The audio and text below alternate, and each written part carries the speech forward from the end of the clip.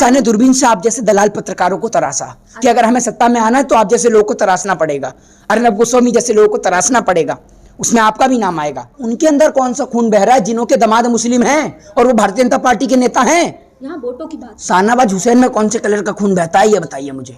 मुख्तार अब्बास नकवी में कौन से कलर का खून बहता है? 10 मार्च के बाद योगी जी ठेकेदारी का काम करेंगे और किसी को भी अपना मकान, बिल्डिंग, दुकान तोड़वानी हो तो योगी जी की बुलडोजर से संपर्क करें। जो अचानक 2014 में एक महापुरुष इस धरती पे अवतार लेता है जिसका नाम होता है नरेंद्र दामोदर दास मोदी। वो आता है और एक ही झटके में जैसे बुझमान का जादुई चिराग घिसा जाता है ना, उसमें जिन उत्पन्न होता है और वो निकल के सारे देश के अंदर इसरो बना देता है, एम्स बना देता है, स्कूल बना देता है। कि पश्चिमी यूपी से मोदी जी ने खुद कहा कि पश्चिमी यूपी से हवा चली है बीजेपी की लहर। देखिए, पश्चिमी उत्तर प्रदेश से अगर भारतीय जनता पार्टी की हवा चली है तो वहीं जाके समाप्त भी होगी, क्योंकि पश्चिमी उत्तर प्रदेश, बागपत, बड़ौर, शामली, सहारनपुर, वहीं से भारतीय जनता पार्टी ने अपना कैंपेनिंग शुरुआत किया था और वहीं जाके भारतीय जनता पार्टी का अंत भी होगा। जी, ये बात आप लिख लीजिए। अगर आप बीजेपी को वोट नहीं देंगे तो आप में मियों का खून है। आप में कौन सा खून है? दलाली के खून का रंग कौन सा होता है मुझे ये बताएंगे आप? बीजेपी वाले बोले हम उस पर क्वेश्चन करें, आप दलाली का खून बोल रहे हैं। तो आप ही कह रहे हैं मेरा सर्टिफिकेट कहाँ है, मेरे में कौन सा खून है? आप ये बताइए, आपने रेड लाल रंग के खून के अलावा कोई और सा कलर देखा है खून का? ये बताइए आप मुझे। और उनके अंदर कौन सा खून बह रहा है जिन्हों के दामाद मुस्लिम हैं और वो भारतीय जनता पार्टी के नेता हैं? यहाँ वोटों की बात, शाहनवाज हुसैन में कौन से कलर का खून बहता है ये बताइए मुझे।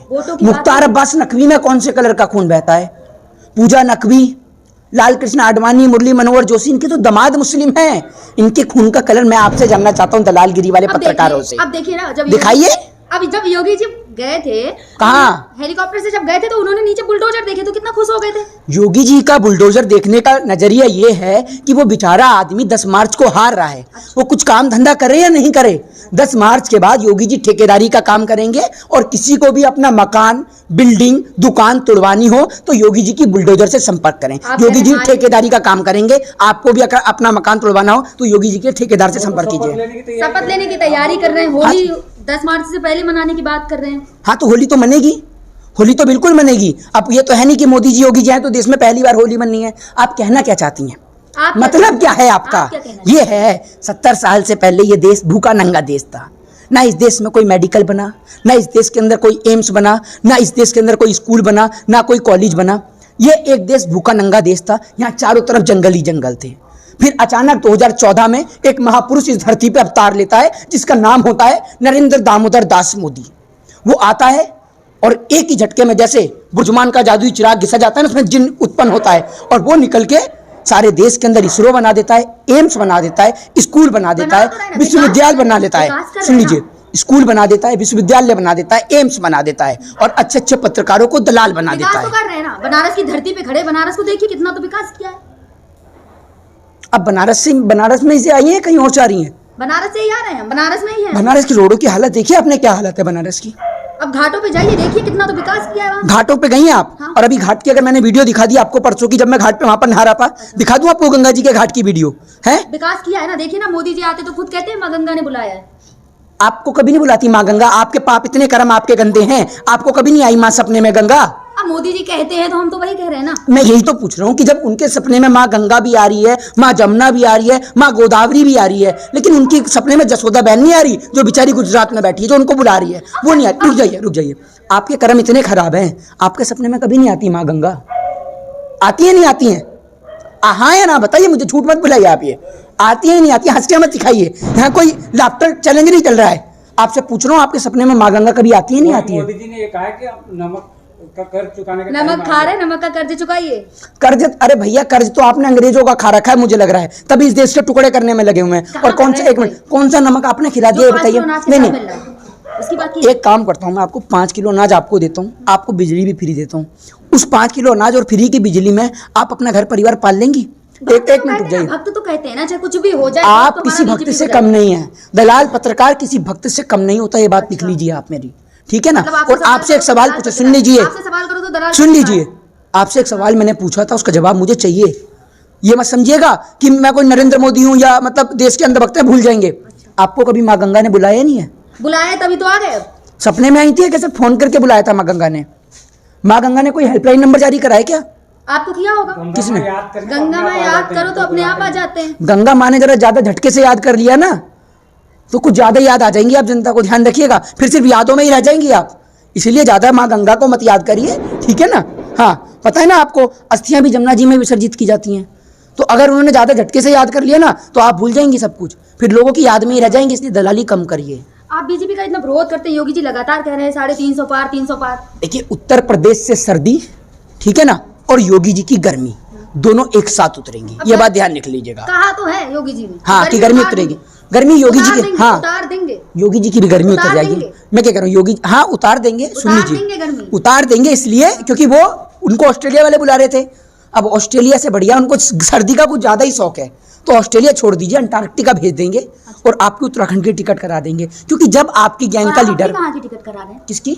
मेरी टिकट होगी गुजरात की, गुजरात का चुनाव है, उसके बाद मध्य प्रदेश की भी होगी। आप वहाँ दलाली का भांपू लेके पहुंचेंगी? आपको तो बस विरोध करना ही है ना। हाँ, और आपको भी दलाली करनी है बस। आपको कोई अच्छा काम दिखता ही नहीं ना। हाँ, और आपको तो इतने सारे जो गलत काम हो रहे हैं वो आपको नहीं दिखते।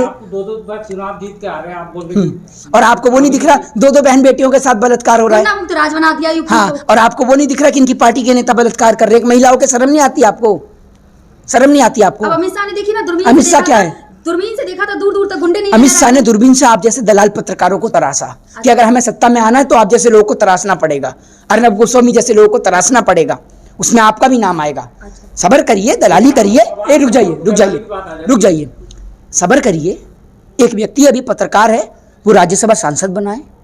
एक व्यक्ति क्रिकेट कंट्रोल बोर्ड का मेंबर बना है। एक व्यक्ति अपना खुद का चैनल चला रहा है और कुछ को पद्मश्री मिलने की तैयारी है। तो आपको भी कोई ना कोई श्री या श्रा मिल जाएगा।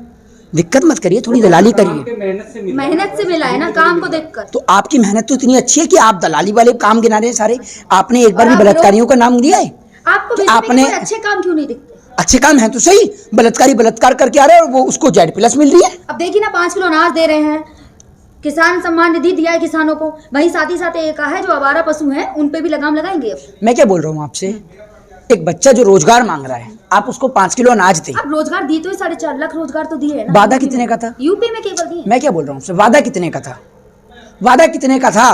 कोरोना आ गया ना, 70 लाख का वादा था, 4.5 दिए। 4.5 लाख रोजगार दिया। एक ऑफिशियली डाटा है, मैं आपको बता दूं, 3 करोड़ लोगों ने अपना रोजगार खोया है और 2 करोड़ मोदी जी रोजगार देने की बात करे तो 3 करोड़ ने तो खो दिया।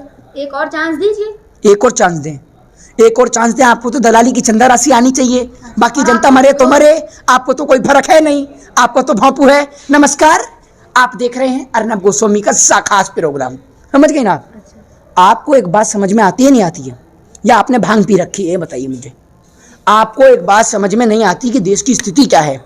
देश का नौजवान सड़क पे रोजगार मांग रहा है, देश के अंदर महिलाएं असुरक्षित हैं, देश के अंदर युवा शिक्षा मांग रहा है। आपने अमित शाह जी कहते हैं रात के 12 बजे भी अगर महिला जेवर पहन के स्कूटी से जाए तो सुरक्षित है। यूपी में रात के 11:07 हो रहे हैं। आपने कितने जेवर पहन रखे? इनका चेहरा दिखा दो इनका। आपने कितने जेवर पहन रखे और कौन सी स्कूटी से आ रही हैं आप? बताइए ना, आपने कौन से जेवर पहने हैं? मतलब मिसाल दे रहे हैं ना, मतलब ऐसे जा सकते हैं। मिसाल देने में तो शेख चिल्ली को भी पीछे छोड़ देते हैं। ये समझिए आप, शेख चिल्ली भी इनके आगे छोटा है। वो ये भी तो कह रहे हैं कि अभी लाल टोपी वाले हैं। मेरी बात सुनिए, इनों का वो वाला हिसाब है मिसाल देने में कि किसानों से कह सकते हैं कि एक बार मुझे वोट दे दो। जहां बारिश नहीं हो रही ना, अमित शाह जी के पास इतना लंबा बांस है कि ऊपर आसमान में करेंगे तो बारिश हो जाएगी। ये बात आप समझिए। कहा तो है अगर लाल टोपी वाले आएंगे तो 5 किलो अनाज जो दे रहे हैं वो खा जाएंगे। अच्छा, आप एक बात मुझे बताइए, 2014 में नरेंद्र मोदी जी इस देश के प्रधानमंत्री बने। उस समय उत्तर प्रदेश के अंदर समाजवादी पार्टी की सरकार थी। उस टाइम पे उत्तर प्रदेश के मुख्यमंत्री अखिलेश यादव थे। तो लाल टोपी वालों ने राशन खाया? ये बताइए आप मुझे। लैपटॉप मिला नहीं मिला बच्चों को? प्रधानमंत्री जी खुद कहते हैं ये बात। मैं आपको क्या कहूँ प्रधानमंत्री जी के बारे में। प्रधानमंत्री जी ऐसा मल्टी टैलेंटेड आदमी आज तक नहीं देखा मैंने। योगी जी ने अब डबल इंजन की सरकार है। डबल इंजन में आप देख ही रहे हैं, बिहार के अंदर भी डबल इंजन की सरकार है। किस तरीके की वहां से फोटो और वीडियोस आती हैं, आप रोज देखती हैं। यहाँ भी डबल इंजन की बनी हुई है। डबल इंजन की सरकार यूपी में, तो विकास की तो डंका बज रहा है यूपी में। कहाँ बज रहा है ये डंका? अब बनारस में स्मार्ट सिटी नहीं बना दिया बनारस को। अगर बनारस स्मार्ट सिटी है तो ये स्मार्ट सिटी कहाँ है मुझे बताएंगे आप मुझे? अभी आप कह रहे हैं, सुन लीजिए, रुक जाइए। आप क्या कह रही हैं? बनारस में 5 किलो राशन मिल रहा है। स्मार्ट सिटी में लोग इतने भूखे नंगे हो गए कि 5 किलो राशन खरीदने की औकात नहीं बची। ये बताइए ना आप मुझे, हैं? ऐसी स्मार्ट सिटी बनाएंगे जहां पर लोगों को, बनारस आप घुमा दीजिए। आप पे दलाली का पैसा रहा है, आप घुमा दीजिए, दिखा दीजिए आप मुझे बनारस का विकास। नहीं तो 1 मिनट रुक जाइए।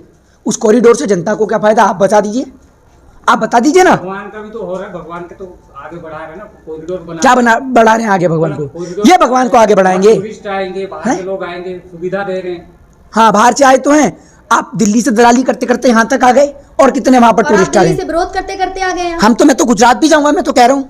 मैं नहीं कहता मुझे ऑस्ट्रेलिया वाले बुला रहे हैं, जिसको बुला रहे हैं उसकी टिकट कट चुकी है 10 मार्च को। तो मोदी जी फिर सही कह रहे हैं ना, विरोध पे विरोध करना ही है आपको, करना ही है, बिल्कुल करना है। आपको दिखाई नहीं देगा, कुछ अच्छा काम करो तो आप विरोध करना। हाँ, प्रधानमंत्री जी को तो इतना अच्छा नजरिया नजर आ रहा है, वो कह रहे हैं बेटी बचाओ बेटी पढ़ाओ। प्रधानमंत्री का नजरिया देखो। गलती से जबान तो किसी की भी फिसल जाती है। जबान 15 लाख पे भी फिसल गई। 15 लाख रुपए, जब वहां से काला धन आएगा 15-20 लाख रुपए तो देश के प्रत्येक नागरिक के खाते में यूं ही आ जाएंगे, यूं ही। भारतीय मनोरंजन बैंक यूं ही आ जाएंगे, और अब तक नहीं आए। 15 ही दिलवा दो आप, आपका तो कनेक्शन डायरेक्ट होगा। कनेक्शन तो आपका भी है। किससे? मोदी जी से। मेरा कोई कनेक्शन नहीं है भैया। क्या क्या बोलते सब सुनते रहते हो ना। किन क्या? 15 लाख। अरे भैया, मैं क्या बोल रहा हूँ, मोदी जी के बारे में मैं नहीं सुनता, समझ रहे हैं आप? मैं नहीं सुनता मोदी जी का कोई भाषण। ये तो आपके साथी पत्रकार, जिनको धनराशि चंदा राशि प्रदान करी जाती है, पता नहीं भाजपा कार्यालय से मिलती है या पता नहीं इन्हों को टीआरपी मिलती है। इस देश में टीआरपी स्कैम घोटाला भी होता है, मुझे याद भी आ गया। टीआरपी स्कैम घोटाला भी इस देश के अंदर होता है। तो आपके जो साथी पत्रकार हैं, वो पता नहीं टीआरपी बढ़ाने के लिए या देश में कुछ अपनी जेब में चंदा राशि लेने के लिए वो मोदी जी की सारी बातें मुझे यहाँ के गिनाते हैं। वरना मैंने इस देश के अंदर टीवी देखना और देश के दलाल चैनलों को देखना 2014 के बाद से बंद कर दिया। अर्नब गोस्वामी को तो सुनते हैं आप? किसको? अर्नब गोस्वामी। ये कौन है? पत्रकार है, राष्ट्रवादी पत्रकार है। आप देशद्रोही पत्रकार हैं? नहीं, वो भी है, लेकिन कहा जाता है कि राष्ट्रवादी पत्रकार। अच्छा, पत्रकार भी दो तरीके के, एक देशद्रोही एक राष्ट्रवादी। देशद्रोही कौन बोला? वो राष्ट्रवादी वो भी है ना, वो ये नहीं, कह रहे हैं। ये तो मैंने कैटेगरी नहीं सुनी। मास कॉम कोई या जर्नलिज्म में कोई नया कोर्स आया है? मैं क्या बोल रहा हूँ आपसे, जर्नलिज्म में कोई नया कोर्स आया है क्या कि देशद्रोही मास कॉम, देशद्रोही जर्नलिज्म? नहीं, आपने कहा राष्ट्रवादी, तो नया कोर्स आया है राष्ट्रवादी जर्नलिज्म, राष्ट्रवादी मास कॉम। कौन सा कोर्स है? चैनल देखते नहीं, वो बोलते किनका? राष्ट्रवादी पत्रकार, राष्ट्रवादी भारत पूछता है, भारत थूकता है भारत, थूकता है भारत। अभी थोड़ी देर पहले पान खाया, वरना मैं ही थूकता, समझ गए? इन्होंने भारत देश के हित की बात करते हैं, आपको थूकता है। अरे मैं क्या कह रहा हूँ, कौन से देश की थी इन्होंने बात कर ली है? वो टीवी चैनल पे चिल्लाता है मुझे ड्रग दो ड्रग दो ड्रग दो, वो देश हित में पूछता है। तो आपका देश से प्यार नहीं करते, आप भी यहाँ के चिल्लाइए मुझे ड्रग दो ड्रग दो ड्रग दो, और जब बंगाल में आपकी नेताइन कोकिन के साथ पकड़ी जाती है तब नहीं चिल्लाते वो कोकिन दो कोकिन दो कोकिन दो। एग्जाम्पल था कि वो मांग रही थी ड्रग। कितने एग्जाम्पल हैं आपके पास? कितने एग्जाम्पल हैं आपके पास? उन्होंने एग्जाम्पल। मैं क्या बोल रहा हूँ, मोदी जी की अगर कुछ गलत बोल दें, जबान फिसल गई थी। जबान तो आपकी भी फिसल जाती है, कई इंटरव्यू में भी फिसली। मैं प्रधानमंत्री हूँ, बनाइए प्रधानमंत्री। अरे बनाइए ना। इसीलिए विरोध कर रहे हैं क्या? तभी तो आप नंबर बना रहे हो ना, मोदी को गाली देके। किसको? तभी तो आप मोदी के विरोध कर। एक बात आप मुझे बताइए, मोदी जी की दलाली करते करते आपने अपनी सुनने की क्षमता खो दी है कानों के। मैंने गाली दिया प्रधानमंत्री जी को अब तक एक बार भी? विरोध करते करते आपने बोला 1 मिनट सुन लीजिए, काटिएगा मत, सुनिएगा पूरा। आपने कहा कि गाली देते हैं, मैंने कहाँ गाली दिया प्रधानमंत्री को? बल्कि आपकी साथी सहयोगी पत्रकार, जब मैं बोलता हूँ कि नीरव मोदी को जूते और चप्पल से मारना चाहिए, आपकी पत्रकार को मिर्ची लगती है, क्योंकि उनके मन में धारणा नीरव मोदी नहीं नरेंद्र मोदी की होती है। एम आई राइट? सवाल जो मैंने पूछा था आपने उसका आंसर नहीं दिया था। क्या सवाल है आपका? पूछिए। पूछा तो था। क्या पूछा तब था? आपने नीरव मोदी की बात करने लगे। देखिए मेरी बात आप सुनिए, आपके जहन में क्या चल रहा था, आपके दिमाग में क्या चल रहा था, वो आपका खुद का दिमाग बताता है, आपका ब्रेन बताता है। और आप खुद ये सोच रही थी, आपके दिमाग में ये नहीं आया नीरव मोदी भी हो सकता है, और भी बहुत सारे मोदी हैं, अकेला नरेंद्र मोदी जी तो हैं। ये मोदी जी की बात चल रही तो नीरव मोदी कहाँ से आ गए बीच में? क्यों? नीरव मोदी तो हर एक बात में आएगा। जब जब इस देश की जनता के पास में पैसों की कमी पड़ेगी, जनता भूखी और नंगी पड़ेगी, तब तब उस टाइम पे नीरव मोदी याद आएगा।